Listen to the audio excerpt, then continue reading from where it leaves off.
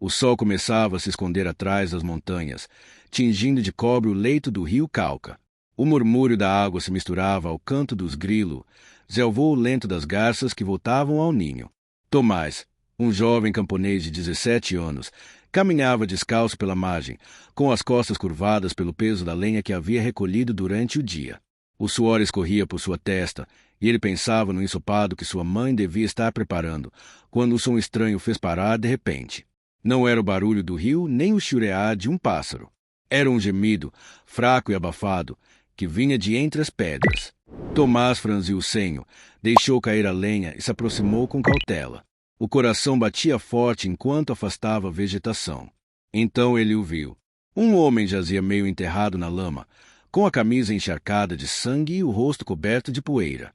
Tinha um ferimento profundo na lateral do corpo, como se uma bala o tivesse atingido de raspão. O ar cheirava a pólvora e a medo.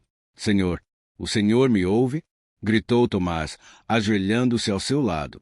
O desconhecido abriu os olhos com dificuldade. 2 olhos acinzentados se pareciam pedir ajuda sem precisar de palavras. Tentou se levantar, mas o corpo não respondeu. Com voz rouca, quase num sussurro, conseguiu dizer: "Não me entregue, por favor." O rapaz ficou imóvel. Lembrou-se dos avisos do pai. No mato, filho, não se meta onde não é chamado. Há homens que fogem porque a morte está logo atrás deles. Mas naquele instante, as palavras do pai se perderam no som do rio. Havia algo naquele homem, uma mistura de dor e dignidade, que o desarmou por dentro. Sem pensar mais, Tomás o colocou sobre os ombros. Cada passo pesava como se carregasse uma vida inteira. Caminhou pela lama, tropeçando nas raízes, até chegar a uma velha cabana abandonada à beira do rio, onde os pescadores costumavam se abrigar durante a época das chuvas. Ali o deitou sobre uma manta gasta, acendeu o fogo e o cobriu com seu poncho. Não perguntou o nome nem de onde vinha. Apenas ficou observando o reflexo das chamas dançar sobre o rosto ferido daquele forasteiro, sem imaginar que aquela noite marcaria para sempre o seu destino. A noite havia caído sobre o rio como um manto espesso e úmido. Os vagalumes piscavam entre os arbustos como pequenas brasas vivas, e o canto dos grilos marcava o ritmo do silêncio. Dentro da cabana, Tomás acendeu uma fogueira improvisada com galhos secos e pedaços de madeira velha. A fumaça subia em espirais que se misturavam com o cheiro de sangue e lama. O forasteiro respirava com dificuldade. Cada suspiro era uma batalha contra a morte. Tomás molhou um pano na água do rio e limpou com cuidado os ferimentos em seu lado, percebendo a profundidade do corte. Não era um simples acidente. Alguém havia tentado matá-lo. O rapaz, que nunca estivera tão perto da morte, sentiu um tremor percorrer-lhe as mãos. Mesmo assim, continuou limpando, cerrando os dentes para não se deixar dominar pelo medo. O homem começou a delirar. As palavras saíam entrecortadas, quase ininteligíveis, nomes que Tomás nunca ouvirá. Cidades distantes, números, coordenadas, frases soltas se pareciam fragmentos de uma história secreta. Cale, a ponte, 43, não confie em ninguém, murmurava entre espasmos. Tomás não sabia se acreditava nele ou se eram delírios provocados pela febre. Apenas emolhou os lábios com um pouco de água e o cobriu melhor com sua ruana. De repente, o homem abriu os olhos e olhou com uma clareza que gelou o sangue do jovem. Segurou-lhe a mão com uma força surpreendente. Com voz grave, porém fraca, disse: "Se eu morrer, me prometa que jogará isto no rio." Do bolso, tirou uma pequena bolsa de couro, amarrada com um fio vermelho. Estava suja de terra e tinha um peso estranho, como se guardasse algo mais que um simples objeto. Tomás a observou sem compreender. "O que tem aqui, senhor?"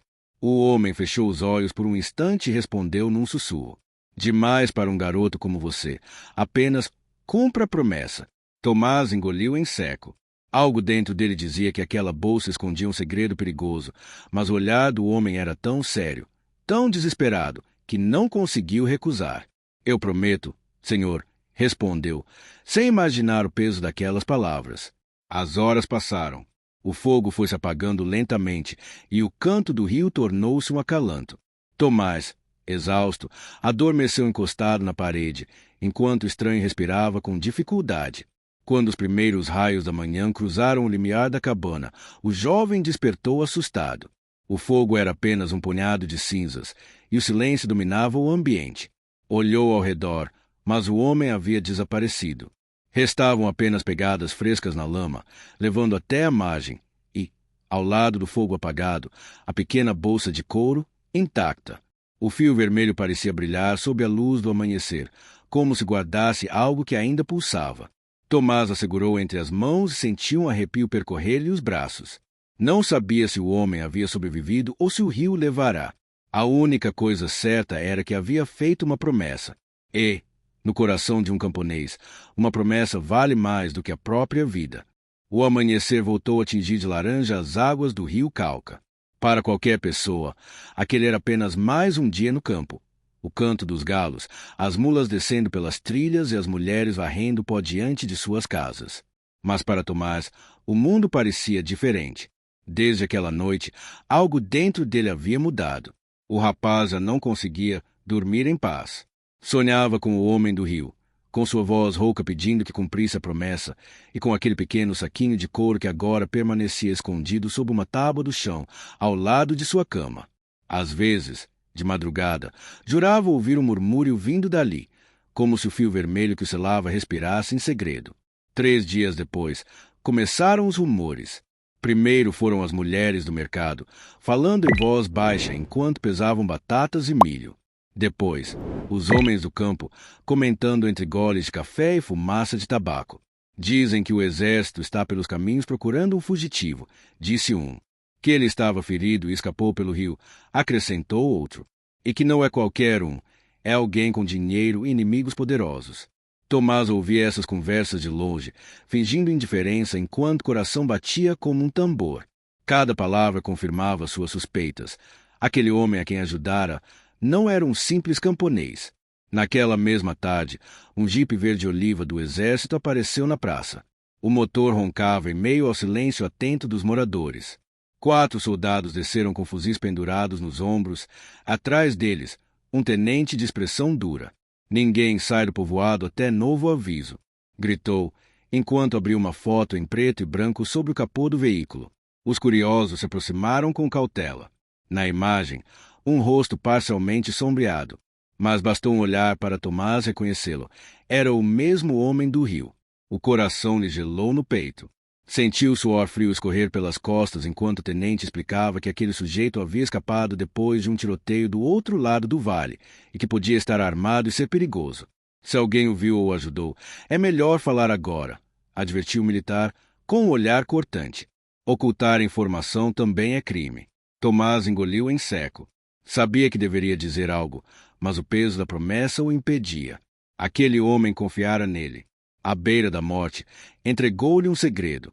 Jogue no rio, dissera. Não entregue ao exército.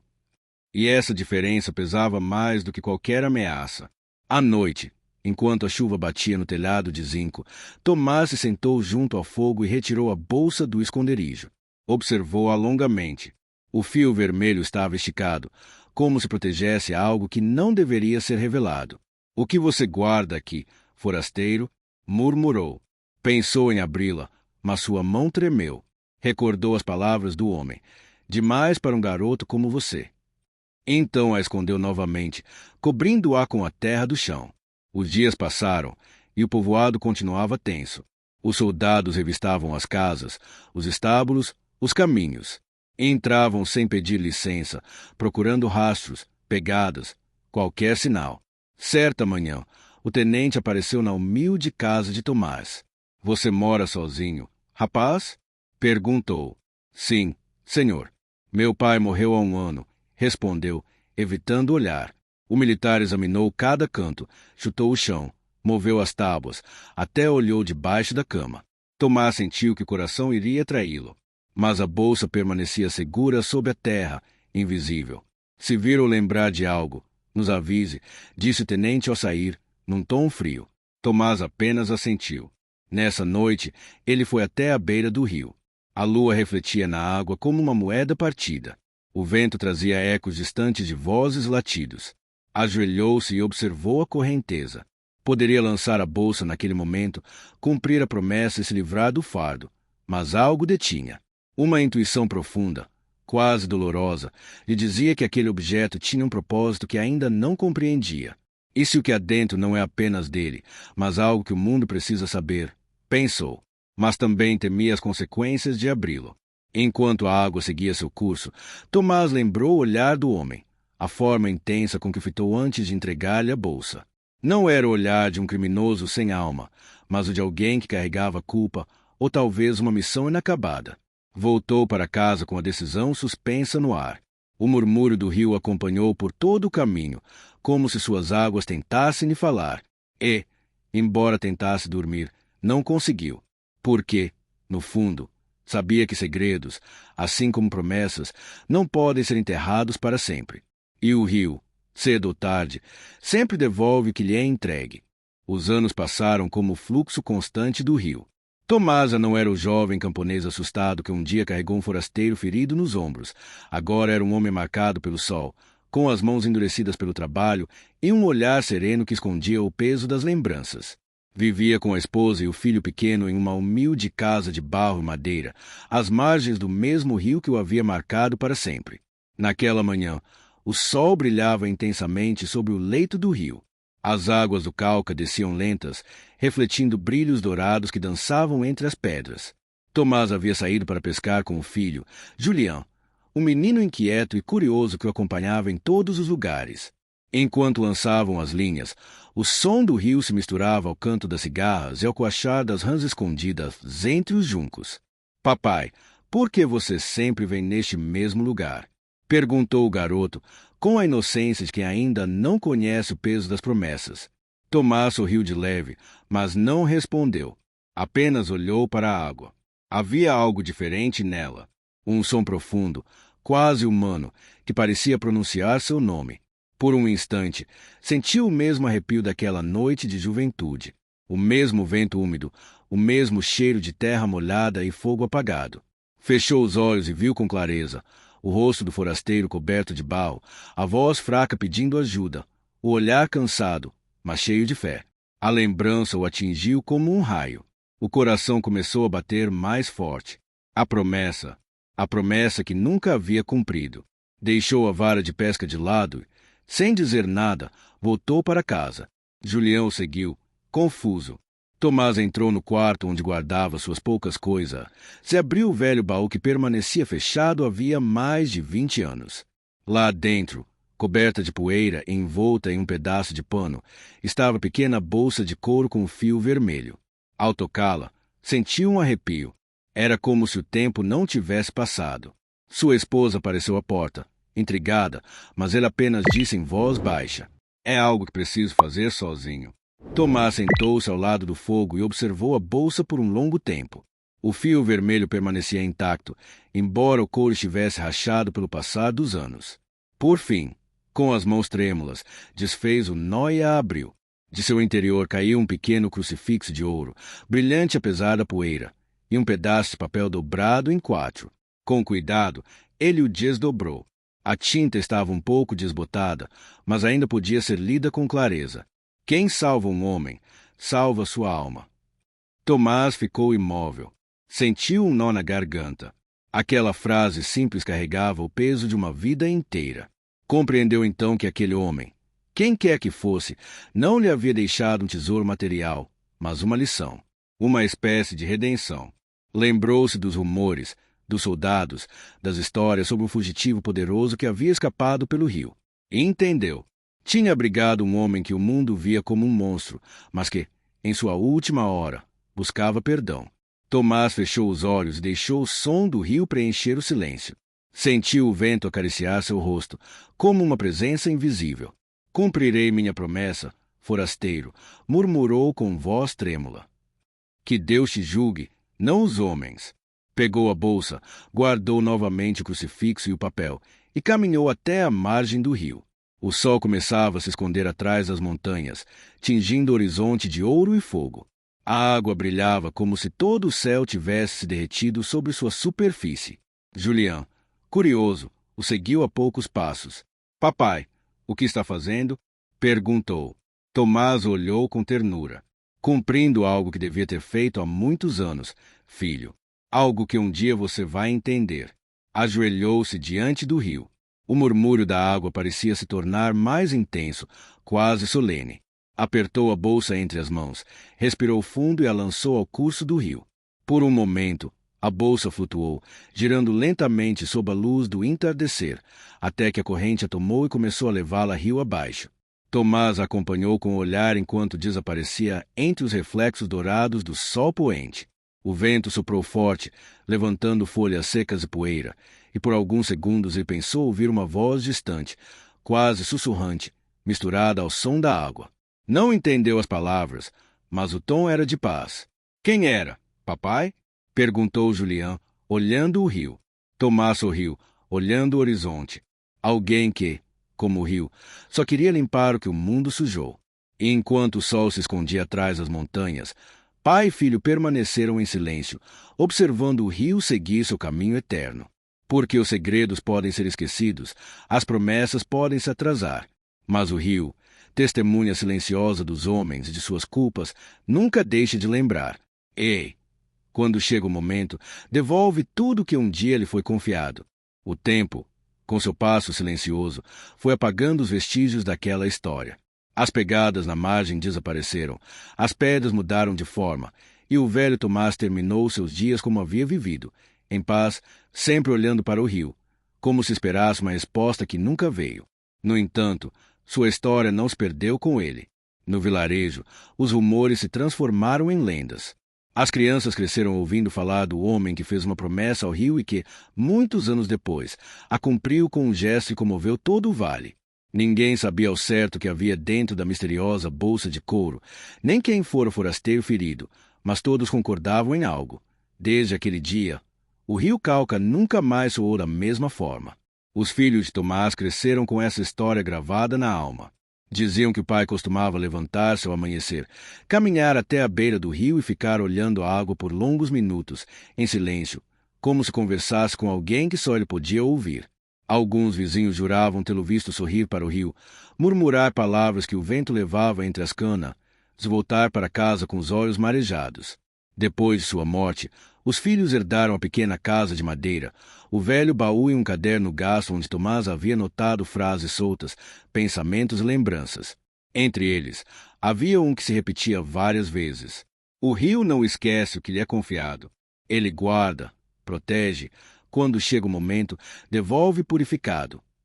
Essa frase se tornou quase um lema da família. Toda vez que alguém ajudava outro sem esperar nada em troca, os vizinhos costumavam dizer: aposto que o rio vai cantar alto esta noite. E, de fato, muitos afirmavam que, ao cair do sol e quando a neblina se espalhava sobre o leito do rio, era possível ouvir um murmúrio diferente entre as águas. Um som profundo, quase humano, que parecia misturar risadas com suspiros. Alguns diziam que era o vento entre as árvores, outros, o eco da água batendo nas pedras. Mas os mais velhos sabiam a verdade. Era o rio lembrando a promessa de Tomás. Os anos continuaram passando, e os filhos do camponês se tornaram homens de bem. Um permaneceu no vilarejo, cultivando café e ensinando aos jovens o valor do trabalho honesto. O outro partiu para a cidade, onde contava quem quisesse ouvir a história do forasteiro salvo e do crucifixo lançado à água. Nenhum deles buscou fama nem dinheiro, mas ambos concordavam em uma mesma lição. As promessas feitas com coração têm um eco que ultrapassa o tempo. Com o passar das décadas, aquela história se tornou parte da alma do lugar. Os anciãos a contavam nas noites frias, ao redor do fogo, enquanto as chamas iluminavam seus rostos enrugados. As crianças escutavam com os olhos arregalados, imaginando o jovem Tomás carregando o homem ferido, a bolsa de couro com fio vermelho e o momento em que ele a lançou ao rio sob o último sol do dia. Alguns afirmavam que, de vez em quando, entre as pedras do leito, surgia um pequeno brilho dourado, como se o crucifixo reluzisse sob a água antes de desaparecer novamente.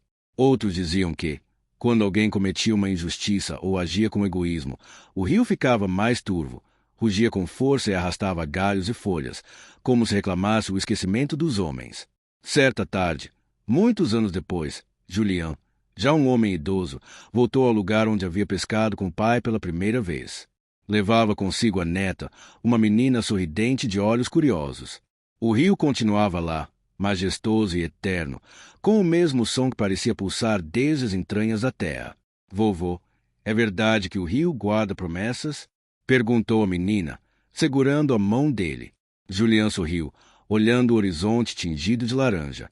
Sim, minha filha, o rio guarda promessas e também segredos, mas apenas aqueles que são feitos com a alma.